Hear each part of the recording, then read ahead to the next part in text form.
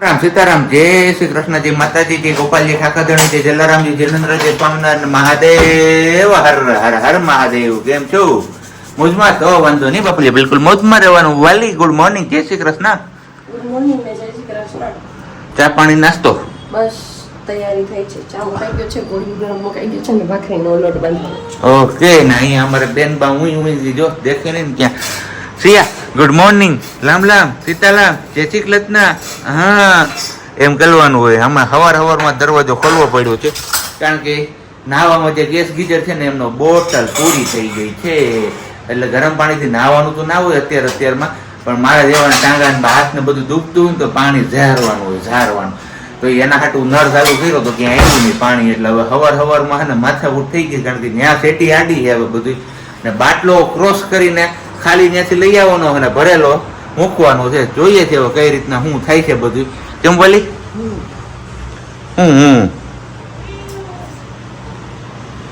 શું થાય છે ન્યા કા? તો કેમ અહીંયા આમાં પાણી પીતી હતી તો ઉતરતું નહોતું, ધક્કો મારતી હતી ન્યા. મારા લોટ બાંધવા પાણી છે તો મને ઠાણા બુદ્ધિ એમ કાંઈ નથી ભૂલાઈ દીધી તને? એટલે મેં હાઈ ચાલુ કરી દીધું તું ભાઈ, તો હું ભૂલી જા પણ હું ન ભૂલવું હવે. હા એટલે યાદ રાખજો. Thank you so much. ખૂબ ખૂબ આભાર તમારો. પાણી ભરી તમે બધી બાળુના જગની રિક્ષા જાય છે. જો ભાઈ એ પાણી એટલું મીઠું કેમ થઈ જતું છે ખબર નહીં. ફિલ્ટરના પ્લાન્ટનું ભરતા છે કે જે આપણે ઓલું કેતા કેમિકલ ને ફરી વળે. એ તો હવે આમાંથી કોઈ લોકોને આઈડિયા હોય તો તમે લોકો કમેન્ટ્સ કરજો. ને બાકી હવે આપણે જતા રહીએ છીએ અહીંયા. બેનબાના ખોટા રડાવવા નથી સવારમાં, નહીંતર પછી અમારે છે ને ચાલુ થઈ જશે ને તો મજા જ નહીં આવે, એમને મજા જ નહીં આવે. કેમ સિયા? જો જો જો જો સિયા, મમ્મા પાપા ને સિયા ક્યાં છે? જો કે અહીંયા જોવે, રૂમમાં અહીંયા જોવે, હોલમાં ત્યાં ઉપર સ્ક્રેચમાં જોવે. કેમ એમ? હા ખુડખુડ ગોજાલી આવતી નહીં કોઈ દી સિયા પાસે.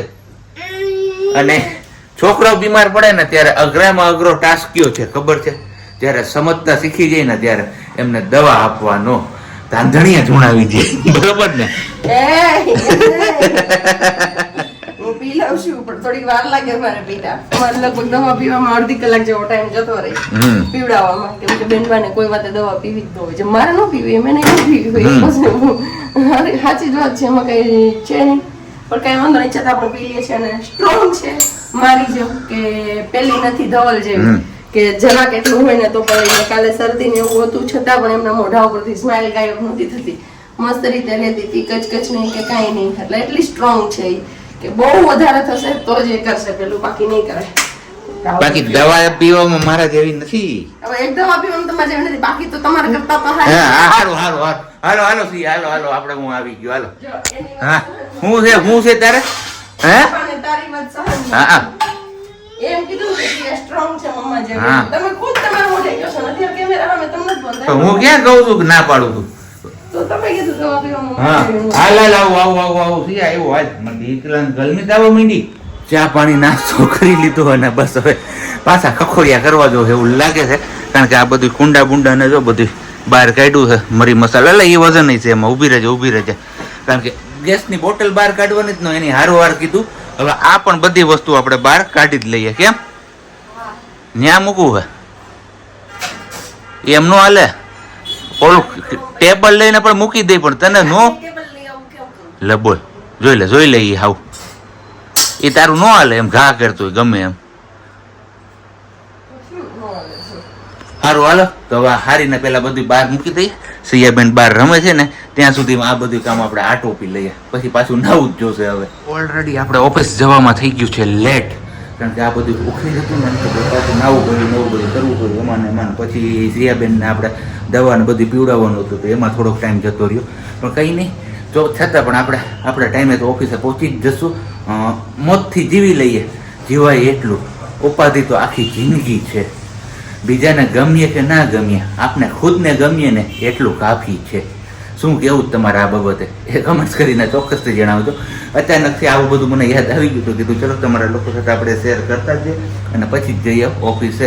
તો કપડાનું મશીન ને બધું કરવા મૂકી દીધું છે પ્રજ્ઞાએ, પણ હવે સિયાબેનને સુવડાવે છે તો બસ એ સુઈ જશે ને કપડાનું મશીન ને બધું ફ્રી થઈ જશે પછી એ કંઈક મને લાગે છે તમારા લોકો સાથે ગુપ્તગુ કરશે. ત્યાં સુધી તો એ પણ હવે કામમાં અટવાયેલી છે, એટલે આગળ શું થાય એ ખ્યાલ નથી. ને બીજી વાત તો તમારા લોકો સાથે શેર કરતા ભૂલાઈ ગયું, આ આપણા જ કોઈક સબસ્ક્રાઈબર છે વેગડ હેરલબા કે એવું કંઈક નામ તો છે, સોરી એક્ઝેક્ટલી મને નામ યાદ નથી અત્યારે, પણ આપણે તમારામાંથી કોઈને જો આવી રીતના એમનો જે ઘરે બનાવેલો ઓર્ગેનિક સાબુ સોપ જે નાવા માટેનો છે એ જોઈતો હોય તો તમે લોકો બિંદાસ મગાવી શકો છો. હું એમના કોન્ટેક્ટ નંબર અહીંયા નીચે શેર કરી દઈશ, તમે લોકો ઇન્ક્વાયરી કરશો તો. અને બાકી તો બસ હવે પ્રજ્ઞા આવી ગઈ છે મેદાને જંગમાં.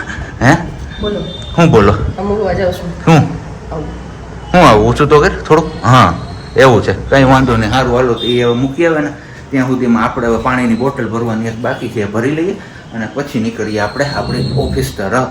ચલો ઘરનું કામ તો પતાવી નવરા નથી, માસી આવી ગયા કચરા પોતા કરવા.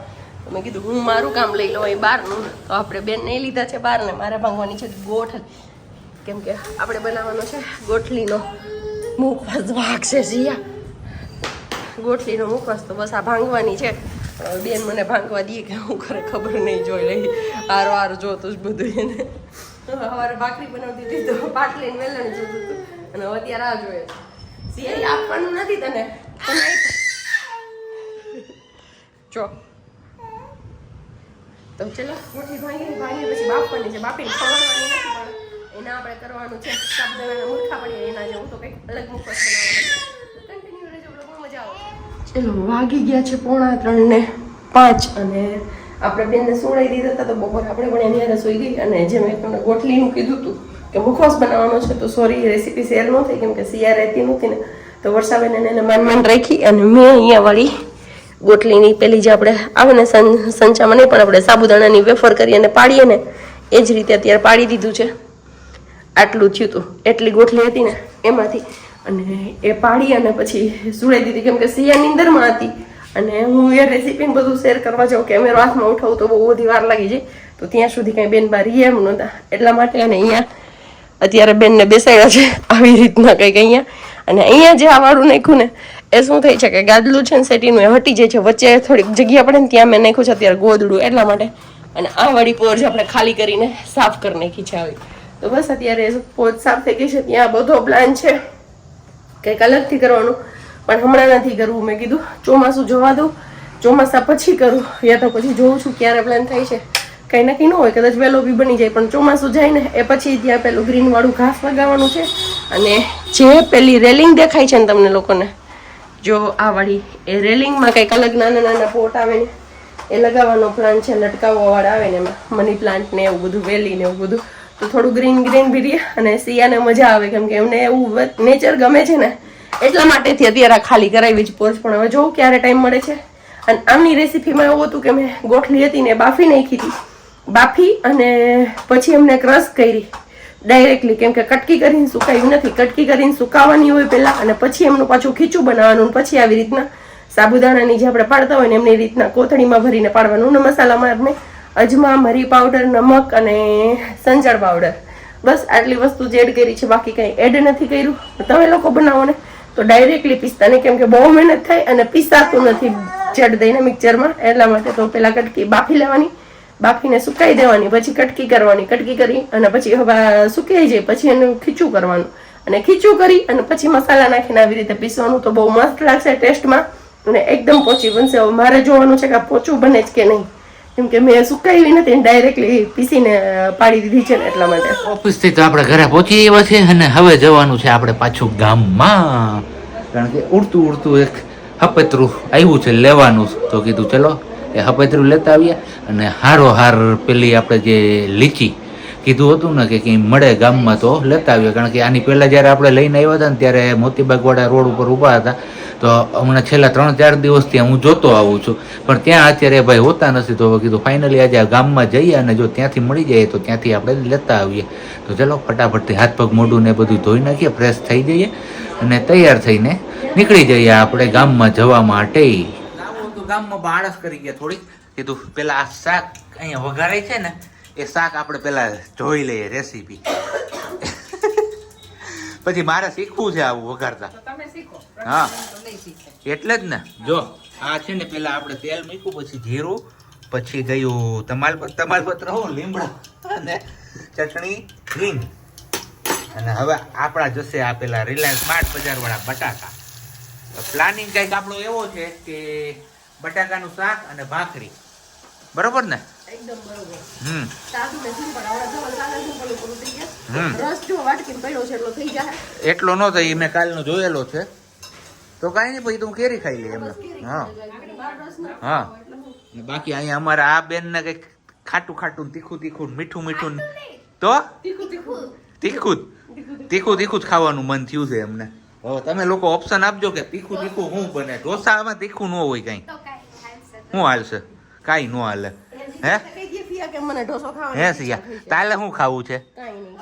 બસ એને જો આમ ચીપડાની હા ઓલું પકડાઈ દીધી જ ને તે નથી, ઈ નથી જોતી ને. અમારે બસ બેન બાને આમથી આમ કહેલું છે તો થાય. આપણે જાવું ગામમાં, પણ હવે આપડા ભેગી અત્યારે ગાડીમાં તો હાલે નહીં કઈ, તો કેવી રીતે લઈ જાવી એમ અમારે? હે મારે શાકભાજી લેવા જવું જોઈએ ને. ઓકે. હમણાં અમારા નવો નિયમ હે ને બહુ સારો આવેલો હે. સિયાબેન ને લઈને અગાસીએ વહી આવવાનું. પવન આવતો ને ઠંડો તેને મજા જ આવી રાખે. ડીંગલ વાજા વાગે ને એમાં અમારે બેન પાછું તાન ચડી જાય. કેમ ભલી? એમે અડધી તો રસોઈ થઈ ગઈ છે, હવે અડધી જ કરવાની. ભાખરી બનાવવાની. હા, એટલે કઈ ઉપાધિ છે નહીં. કેરીનો રસ એટલો પડ્યો ને તમારે લીલી ડુંગળી લાવી માર્કેટ ગઈ હતી ને. એવું છે. મસ્ત હતી, નાની ગઈ એટલે મેં કીધું લાવ ધવલને ભાવે તો લઈ લીધી. ના જોઈ લો અમારા બેન બાના હાવ મોજે મોજ ને રોજ પણ એનું મોજ વિખાઈ ગઈ. એટલે બા વયા ગયા અને તેની રમણે ગડબડ કરતી હતી. એટલે આજે છે ઓપરેશન શિલ્ડ, એટલે કે 8:30 થી 9 વાગ્યા સુધી બ્લેકઆઉટ કરવાનું છે. જોઈએ છે કેવો રિસ્પોન્સ આપે છે જુનાગઢ વાસીઓ. માહિતી લાઈટ બંધ કરવાની ચાલુ રાખવાની પૂછી જોવાય. હે લાઈટ બંધ કરવાની કે ચાલુ રાખવાની? બંધ. વાહ, સપોર્ટ છે ભારતને. અને અહીંયા અમારો આ સપોર્ટ જો ઊંધે માથે જાય છે હવે. ઈ આગળ હટવાનું કરે. જો હા, ગરમ ભાખરી બની ગઈ છે ને ખાવાનું પણ થઈ ગયું છે રેડી. ઓલરેડી 8 વાગી ગયા છે. બસ હવે અડધો કલાકનો સમય બાકી છે બ્લેકઆઉટ થવામાં. તો બસ આપણે આમ તો જો કે એક ભાખરી ખવાઈ ગઈ, આટલું જ વધ્યું. પછી ખબર પડી કે તમારા લોકો સાથે આપણે મેનુ તો શેર કરવાનું રહી ગયું. તો જે આ ડુંગળી કહેતી હતી નાની એ નાની ડુંગળી ના અમારા બેન બાને જો છાસ પાણી. હે તો આવું કઈક છે. હાલો વારું પાણી કરવા હોય તો બસ હમણાં અડધી કલાકનો સમય છે. અડધી કલાક પછી અડધી કલાક કેમ કાઢવી છે તો વિચારવાનું રહ્યું છે. કારણ કે અમારા બેનબાને જો આ પંખો આટલો બંધ થઈ ને તોય પ્રોબ્લેમ થઈ જાય છે. તો અડધી કલાક તો કઈ રીતના કાઢશું? હે સિયા આપણે અગાસી જઈને આપણે જોશું કે કોણે લાઈટ ચાલુ રાખી છે ને તમારા લોકો સાથે પણ આપણે શેર કરીશું. જુનાગઢમાં કેવું ફોલો થાય છે બ્લેકઆઉટ. આની પહેલા સુરતમાં જેડી પટેલે કરી દીધું હતું, જયદીપભાઈ અને તારીખા દીધી. હવે આપણે જોઈએ અહીંયા કેવું થાય છે. બ્લેકઆઉટ કરવાનું હતું તો એનો પાલન થાય છે ને નથી થતું એવું પણ છે. રોડ ઉપર જે ગાડીઓ નીકળે છે એમની લાઇટ ચાલુ જ છે. જુઓ તમે, આપણે ફ્લેશ લાઇટ બંધ જ રાખી છે અને આ સાઈડ પણ જો સ્ટ્રીટ લાઇટ કે પેલું મંદિરની જે લાઇટ છે એ ચાલુ છે. અને આમ શેરીમાં પણ તમે જુઓ તો ઘરમાં લાઇટો ચાલુ જ છે. અને આ છે આપણી ઘરની બીજી સાઈડ. ત્યાં જો સામેની સાઈડ બિલકુલ બ્લેકઆઉટ છે, પણ ધાબા ઉપર એક નાનો એવો લેમ્પ ચાલુ છે. બાકી આ સાઈડ પણ બધું અંધારું જ દેખાય છે, ક્યાંક લાઇટો ચાલુ દેખાય છે. તો બસ આમ કહી તો 70% જેવું પાલન થયું છે, 30% જેવું નથી થતું એવું લાગે છે. રોડ ઉપર વાહનો સતત ચાલુ જ છે અને એમની લાઇટો પણ ચાલુ જ છે. જુઓ તો અત્યારે હવે આપણે આવી ગયા છીએ અગાસી ઉપર. સંપૂર્ણ બ્લેકઆઉટનો નજારો કેવો લાગે છે, કેટલાક લોકો માને છે ને કેટલા નથી માનતા, એ જોવા માટે અને તમને લોકોને શેર કરવા માટે પણ આપણે બ્લેકઆઉટનો અમલ કરીએ છીએ. એટલે ફ્લેશ લાઇટ ચાલુ નથી કરી. અને આ જુઓ તમે, ફરતી બાજુ બધે લાઇટો ચાલુ છે. મિશ્ર પ્રતિસાદ જોઈએ કહીએ ને તો આમ, કારણ કે બધા લોકોએ બ્લેકઆઉટનું પાલન નથી કર્યું. રોડ ઉપર પણ ગાડીઓ જે તમને અગાઉ કીધું એમ ચાલુ જ છે, લાઇટો પણ ચાલુ જ છે. અને આ બાજુ પણ બધા સોસાયટીમાં ને ક્યાંક ઘરોમાં બધે લાઇટો ચાલુ છે. સંપૂર્ણ બ્લેકઆઉટ તો છે જ નહીં. આ સાઈડ થોડુંક એવું દેખાય છે કે બ્લેકઆઉટનું પૂરેપૂરું પાલન થયું હોય, કારણ કે એટલી બધી લાઇટો અહીંયા નથી દેખાતી. અને બાકી બ્લેકઆઉટનો સંપૂર્ણ નજારો જોવો હોય ને તો ગિરનાર પર્વત ઉપર જુઓ. નકર આ જે ઝૂમ કરીને જોઉં છું ને ત્યાં ગિરનાર પર્વત છે, ત્યાં સીડી પર લાઇટો ને બધું ચાલુ છે, ત્યાં બંધ છે. આ સાઈડ ઉપલા દાતાર આવેલા છે, ત્યાં પણ લાઇટ બંધ છે. ત્યાં એ બધા લોકોએ પાલન કર્યું છે. અને આપણે અહીંયા સિટીમાં, એટલે કે સિટીમાં રહીને આપણે લોકો પાલન નથી કરતા. વિચારવા જેવી બાબત છે. ખરેખર આવું ના કરવું જોઈએ. કારણ કે આ એક આપણે કહીએ ને તો યુદ્ધાભ્યાસ જ છે.